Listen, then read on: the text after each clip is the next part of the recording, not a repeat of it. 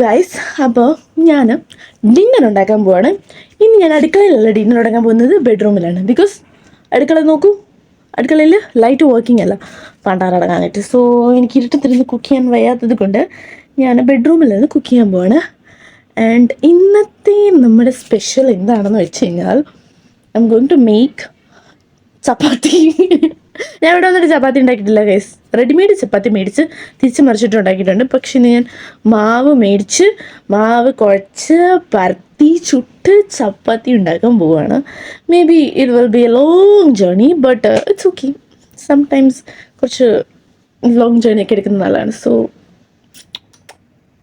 നോക്കാം ഗൈസ്. ഞാൻ എൻ്റെ ചപ്പാത്തി കൂട്ടിൻ്റെ ലാസ്റ്റ് സ്റ്റേജിലോട്ട് എത്തിയിരിക്കുകയാണ് ഗൈസ്. ഇത് നമ്മൾ എത്ര നല്ല പ്രഷർ കൊടുത്ത് ഇങ്ങനെ ഡോ മേക്ക് ചെയ്തെടുക്കുന്നു അത്ര നമ്മുടെ ചപ്പാത്തി കുട്ടന്മാർ സോഫ്റ്റ് ആയിട്ടിരിക്കും. ഓക്കെ, പക്ഷെ ഞാൻ എടുത്തത് കൂടിപ്പോയിട്ടുണ്ട്. പക്ഷെ കൂടുന്നത് നമുക്കൊരു വിഷയമല്ല, കാരണം ഞാനത് ഫ്രിഡ്ജിൽ വെച്ച് ഉണ്ടാക്കി കഴിക്കും. മടിച്ചാണ്, അതുകൊണ്ടാണ് കേട്ടോ. കൂടുതലുണ്ടാക്കി ഫ്രിഡ്ജിൽ വെച്ച് ഒരാഴ്ച അതങ്ങ് ചൂടാക്കി കഴിക്കാം.